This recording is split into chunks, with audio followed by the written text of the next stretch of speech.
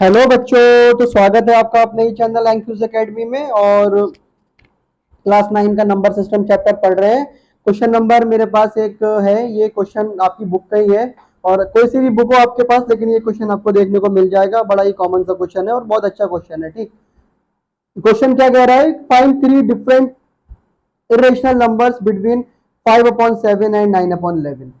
आप आपको 5/7 और 9/11 के बीच में तीन इरेशनल नंबर निकालना है। ठीक, तो इसके लिए सबसे पहले आपको पता होना चाहिए कि 5/7 और 9/11 का डेसिमल एक्सपेंशन क्या है। ठीक, तो मैंने ये कर रखा है डेसिमल एक्सपेंशन, आप लोग देखिए इसको। ये वाला जो है वो 5/7, 5/7 का मतलब है कि आपको 5 को 7 से डिवाइड करना है। जब आप 5 को 7 से डिवाइड करोगे तो कुछ इस तरीके की कहानी आपके सामने नजर आ रही है, जो ये डिवाइडेशन है। ठीक, टाइम बचाने के लिए मैंने पहले से करके रखा है। अगर आपको मेरे ऊपर भरोसा ना हो, तसल्ली करने के लिए एक बार डिवाइड करिए। ठीक, तो जब ये 5/7 का जब आप एक्सपेंशन करेंगे तो क्या आएगा? ये आएगा आपका आंसर 0.714285 और इस पे लग जाएगा बार। इसका मतलब ये है कि ये नॉन टर्मिनेटिंग है बट रिकरिंग है। इट मीन्स कि ये रैशनल नंबर है। ठीक, ये बार बार रिपीट होता चला जाएगा। इसी तरीके से जब ये आप 9/11 का डेसिमल एक्सपेंशन करेंगे तो 9 को 11 से डिवाइड करना है। मैंने जब इसको डिवाइड करके देखा तो कुछ इस तरीके की कहानी मेरे सामने आई और मैंने ये रिजल्ट निकाला कि 9/11 इसका जो डेसिमल एक्सपेंशन आएगा वो आएगा 81। ठीक, तो ये भी क्या है? ये नॉन टर्मिनेटिंग है बट रिकरिंग है, तो ये दोनों ही क्या है? ये दोनों ही रैशनल नंबर है। अब हमें इसके और इसके बीच में क्या निकालना है? तीन इरेशनल नंबर निकालना है। तो मैं इससे पहले वाले लेक्चर में मैंने आपको बताया था कि एग्जैक्ट आंसर कोई नहीं बता सकता, अप्रोक्सीमेटली आंसर होता है। लेकिन जो नंबर आप बताओगे, जो नंबर मैं बताऊंगा इनके बीच में, वो श्योरली 101% नंबर लाइन पर जो है वो एग्जिट करेंगे और वो इरेशनल भी होंगे, क्योंकि मैं उन नंबरों की बनावट कुछ इस तरीके से करूंगा कि वो इरेशनल होंगे। ठीक, अब आप ध्यान से देखिए किस तरीके से करेंगे। यहाँ पर तीन नंबर निकालना है आपको इन दोनों नंबरों के बीच में। ये नंबर क्या है मेरा? 0.71, इसके दो डिजिट मैंने देखे 0.71, इसके दो डिजिट देखे 0.81। तो मुझे लगभग क्या करना है? जो नंबर मेरे तीन आए इरेशनल, वो इनके बीच में ही होना चाहिए, ना इससे कम होना चाहिए ना इससे ज्यादा होना चाहिए। ठीक, तो मैं बनाने की कोशिश करता हूं। पहला नंबर मेरा क्या बनेगा? पहला नंबर मेरा बनेगा इस तरीके से 0.75, 0, 7, 5, 0, 7, 5, 0, 7, 5, 4 बार 0 एंड सो ऑन। बना सकता हूं मैं, कोई भी मना नहीं कर सकता मुझे बनाने के लिए ऐसा नंबर। देखिए कैसे बना सकता हूं। 0.714285, 0.750, इसका मतलब ये नंबर इससे बड़ा है और इससे आगे आ रहा है। कहाँ आ रहा है ये मुझे नहीं पता, लेकिन आगे आ रहा है श्योर रूम है। और ये नॉन टर्मिनेटिंग है, नॉन रिकरिंग है, कोई भी डिजिट रिपीट नहीं कर रहा है, इसका मतलब इरेशनल है। पहली बात कंप्लीट हुई। दूसरा नंबर मैं क्या लूंगा? अब मैंने 7675 लिया है, मैं यहां पर ले लेता हूं 0.760, 7600, 7600, 76 4 बार 0 एंड सो ऑन। सर आपने ये नंबर भी बिल्कुल सही ले लिया। कैसे ले लिया सही? बेटा ये इस मारे सही ले लिया क्योंकि ये 0.75 है, ये 0.76 है। जाहिर सी बात है ये 7576 से पहले आएगा और 0.76 इसके जस्ट बाद में कहीं ना कहीं आएगा, लेकिन इसके बाद में आएगा और नॉन टर्मिनेटिंग है और नॉन रिकरिंग है। इट्स मीन्स कि ये रैशनल है। मुझे रैशनल नंबर निकालना है ना, तो ये रैशनल नंबर तो निकल रहा है मेरे।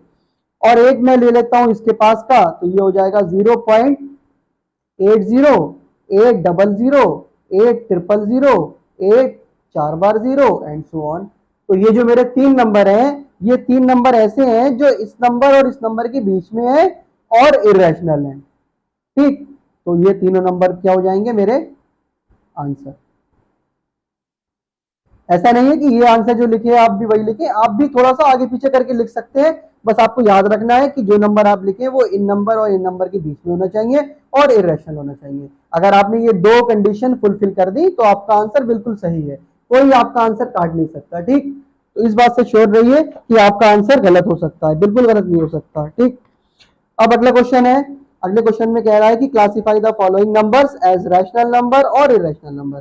आपको ये बताना है कि ये रैशनल है या इरेशनल है। देखिए कर लेते हैं इसको भी, अच्छा क्वेश्चन है। क्वेश्चन नंबर 9 का फर्स्ट वाला पार्ट है, ये है √23। आपको मैंने बताया था कि रूट के अंदर अगर कोई नंबर परफेक्ट स्क्वायर में होता है तब तो वो रैशनल होता है, लेकिन अगर परफेक्ट स्क्वायर में नहीं है तो वो इरेशनल नंबर है। और ये जो 23 है, 23 क्या है? Not perfect square. अच्छा ये बताया था आपको मैंने कि नॉट परफेक्ट स्क्वायर का मतलब क्या होता है। बेटा परफेक्ट स्क्वायर का मतलब ये होता है कि 23 जो है वो किसी नंबर का स्क्वायर नहीं है। कैसे करके नहीं है? देखिए 5 का स्क्वायर कितना होता है? 5 का स्क्वायर होता है 25, और इससे पहले नंबर है 4, 4 का स्क्वायर होता है 16। तो 4 और 5 के बीच में कोई ऐसा नंबर नहीं है जिसका स्क्वायर 23 हो। इस मारे ये परफेक्ट स्क्वायर नहीं है, और ये परफेक्ट स्क्वायर नहीं है तो ये क्या है? ये मेरा इरेशनल है। ठीक। सेकंड वाला क्वेश्चन क्या कह रहा है? सेकंड वाले क्वेश्चन में लिखा हुआ है 225। अब ये 225 जो है वो परफेक्ट स्क्वायर है। अब आप कहेंगे कि सर ने तो आंसर देख लिया होगा, लेकिन भाई सर ने आंसर नहीं देखा है, सर को कुछ नंबर्स के स्क्वायर याद हैं, और सर ये चाहते हैं कि वो नंबर के स्क्वायर्स आपको भी याद हो। इसलिए कुछ नंबर्स ऐसे हैं जिनको याद करिए। ये जो 225 लिखा हुआ है ये 15 का स्क्वायर है, तो मैं इसको ऐसे लिख सकता हूँ 15 का स्क्वायर और ये रूट।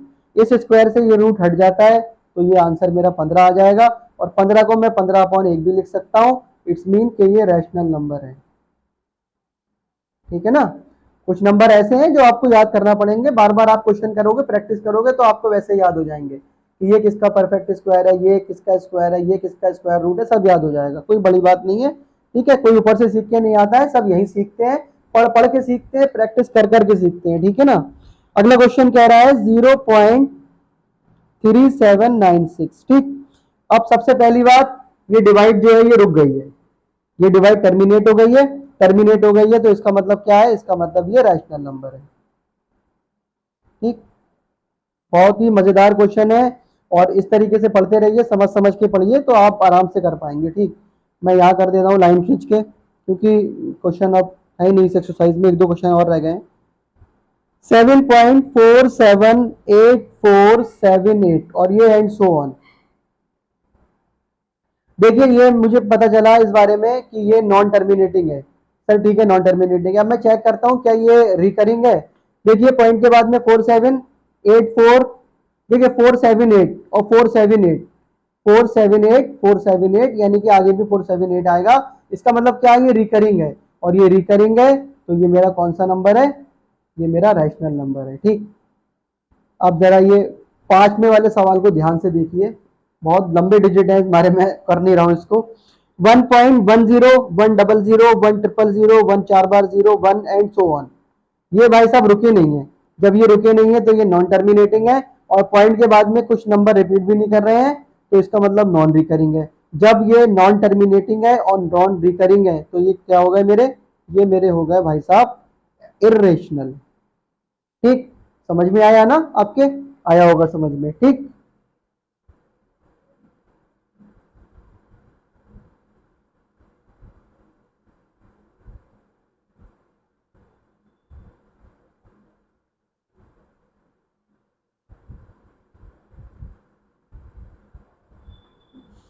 अब मैं आपको कुछ एग्जाम्पल और करा रहा हूँ, इसके अच्छे क्वेश्चंस हैं वो भी। ठीक है ना? जनरली तौर पर आंसर करे जाते हैं, उसके पूछे जाते हैं एग्जाम में। ठीक। एक लाइन खींच लेते हैं यहाँ पर अपन। पहला एग्जाम्पल है मेरा, आपको बताना है कि 7√5, 7√5 क्या एक रैशनल है या इरेशनल है? आपको ये बताना है। देखिए इसके लिए मुझे क्या करना पड़ेगा, ये जो 5 है इसको मुझे चेक करना पड़ेगा कि ये रैशनल है या इरेशनल है। सबसे पहली बात मैंने आपको बताया था कि रूट के अंदर अगर कोई परफेक्ट स्क्वायर नंबर नहीं है तो वो इरेशनल नंबर है। इट मींस कि ये 5 मेरा क्या है?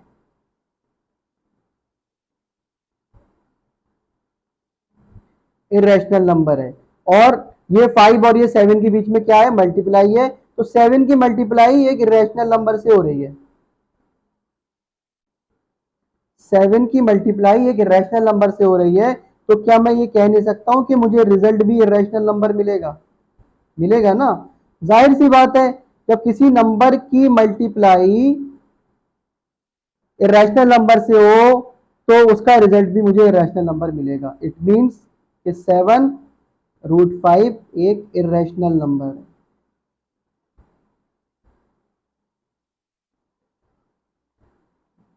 ठीक, अगला क्वेश्चन देखते हैं। अगले क्वेश्चन में पूछ रहा है कि आप बताओ 7/√5।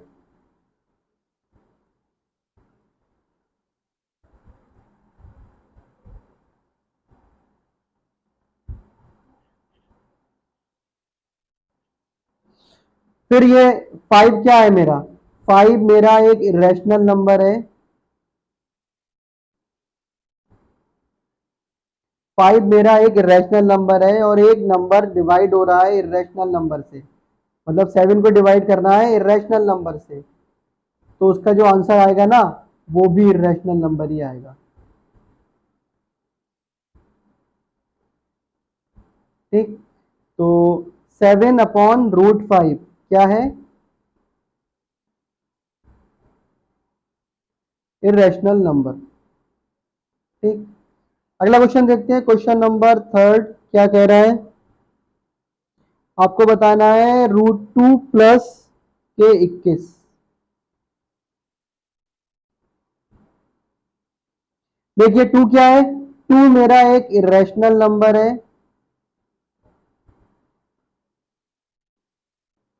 फिर जो 21 है उसमें ऐड हो रहा है एक इरेशनल नंबर।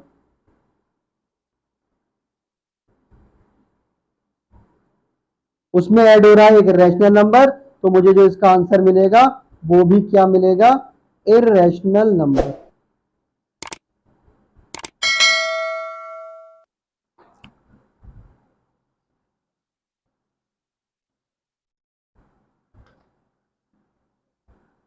ठीक, फोर्थ वाला क्वेश्चन क्या कह रहा है? फोर्थ वाले में पाई, पाई माइनस के 2।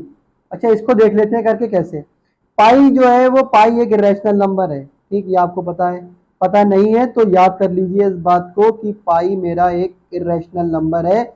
इरेशनल नंबर का मतलब क्या है कि ये नॉन टर्मिनेटिंग है और नॉन रिकरिंग है। इस मारे ये अब क्या हो रहा है, पाई में से 2 को माइनस करा जा रहा है। पाई में से 2 को माइनस करा जा रहा है। तो देखिए पाई की वैल्यू क्या होती है? पाई की वैल्यू होती है 3.1415 एंड सो ऑन। अब जरा करके देख लेते हैं इसको। बहुत देर से हम ऐसे ही बता रहे थे कि ये सर इसका रिजल्ट भी रैशनल, इसका रिजल्ट भी रैशनल। इसको करके देखते हैं। 3.1415 एंड सो ऑन में से मुझे 2 को माइनस करना है। तो मैं एक काम करता हूँ, इसके बाद तो कहानी बहुत लंबी है, तो मैं इसको सिर्फ इतना ही लिख लेता हूँ 0.14। इसमें से माइनस कर रहा हूँ 2.00। मैंने यहाँ पर पॉइंट क्यों लगाए हैं आपको पता है? डेसिमल में मैंने आपको एडिशन और सब्ट्रैक्शन बताया था। ये बताया था कि जिस नंबर में पॉइंट ना हो उसमें पॉइंट के बाद जीरो लगा लीजिए। उतने जीरो लगा लीजिए जितना कि पॉइंट के बाद डेसिमल वाले नंबर में नंबर हो। यहाँ पर 2 नंबर है तो मैंने 2 जीरो लगा लीजिए। अब जरा इसको माइनस करिए, 3.14 2.00 करके देखिए। ये 4, ये 1, 3 में से 2, तो आंसर क्या आएगा? आंसर आएगा 1.14 एंड सो ऑन। और ये क्या है? ये मेरा क्या होगा? इरेशनल नंबर होगा।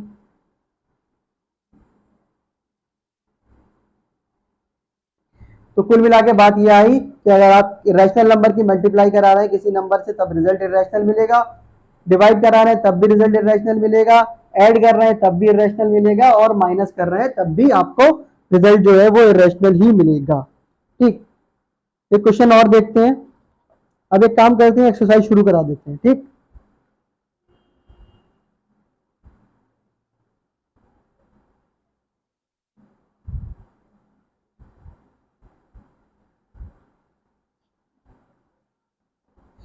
एक एग्जाम्पल है बहुत अच्छा सा मेरे दिमाग में आया है, वो कराता हूं आपको। ये चीज लिखी हुई है इसके अंदर, rationalise, rationalise the denominator, denominator of 1/√2। आपको रैशनलाइज करना है 1/√2 को, तो डिनोमिनेटर हो गया 1√2 और ये हो गया 1। अब ये बताएं आप कि ये इस रैशनलाइज का मतलब क्या है किसी को पता? इसका मतलब बेटा ये होता है, रैशनलाइज का मतलब कि रैशनल बनाना। रैशनलाइज का मतलब होता है रैशनल बनाना, और किसको बनाना? डिनोमिनेटर को बनाना। रैशनलाइज का मतलब होता है रैशनल बनाना, और किसको बनाना? इस क्वेश्चन में डिनोमिनेटर को बनाना। क्यों बनाना, उसका जवाब मैं आपको अभी दूंगा। देखिए, अगर मैं आपसे कहूं कि मुझे 1/√2 को नंबर लाइन पर शो करना है,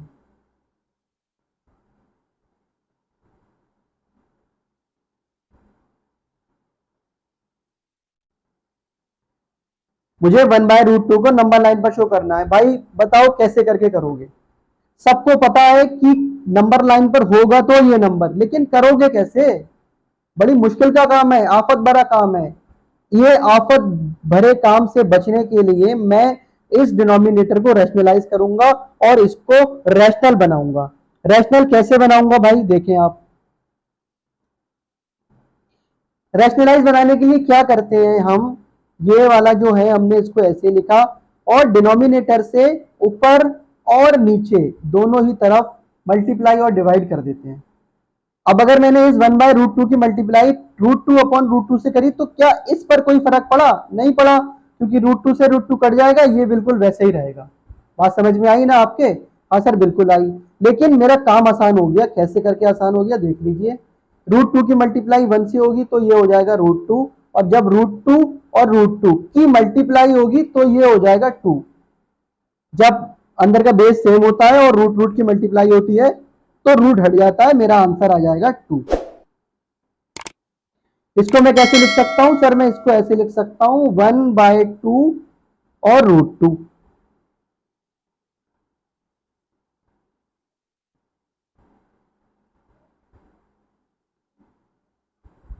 1/2 और √2, इसको मैं क्या, मैं इसको ऐसे कह सकता हूं कि √2 का आधा। हाँ सर आप बिल्कुल कह सकते हो, √2 का आधा है ये, ठीक है ना? अब आप मुझे बताएं कि अगर मैं नंबर लाइन यहां पर खींचूं और यहां पर मैं आपको 0 बना दूं और यहां पर कह दूं कि यहां पर √2 है, तो क्या इसके जस्ट बीच में ये 1/√2 नहीं होगा? होगा या नहीं होगा बताओ आप? कैसे होगा? क्योंकि ये √2 का आधा है, तो √2 का आधा यहीं पर तो होगा भाई। देखिए कितना काम आसान हो गया। इसीलिए हम रैशनलाइज करते हैं। ठीक, एक बार फिर समझते हैं। रैशनलाइज का मतलब क्या होता है? रैशनलाइज का मतलब होता है रैशनल बनाना, और इस क्वेश्चन में क्या करा है? रैशनल बनाना किसको? डिनोमिनेटर को। रैशनल क्यों बनाना है डिनोमिनेटर को? नंबर लाइन पर शो करने के लिए। नंबर लाइन पर इस 1/√2 को शो करना बड़ा मुश्किल होगा, इसीलिए मैं इसको, इसके डिनोमिनेटर को रैशनल बना लूंगा। रैशनल बनाने के लिए जो डिनोमिनेटर होता है उसी से मैंने मल्टीप्लाई और उसी से डिवाइड कर दी, तो इससे कोई फर्क नहीं पड़ा। √2 की मल्टीप्लाई 1 से हुई तो √2, √2 की 2 से हुई तो 2, ये हो गया मेरा √2/2। इसको मैं ऐसे लिख सकता हूँ 1/2 √2, और फिर मैं इसको ये कह सकता हूँ कि ये √2 का आधा है। अब अगर मैं नंबर लाइन पर शो करना चाहूं तो ये √2 का आधा, अगर ये 0 है ये √2 है, तो 0 और √2 के बीच में कहीं आधे पर ये 1/√2 होगा, इसलिए मैंने रैशनलाइज किया था। So this is the importance of rationalization in the question. Okay, अगर वीडियो अच्छी लगे तो लाइक और शेयर कीजिएगा और चैनल को सब्सक्राइब कीजिएगा। Thank you.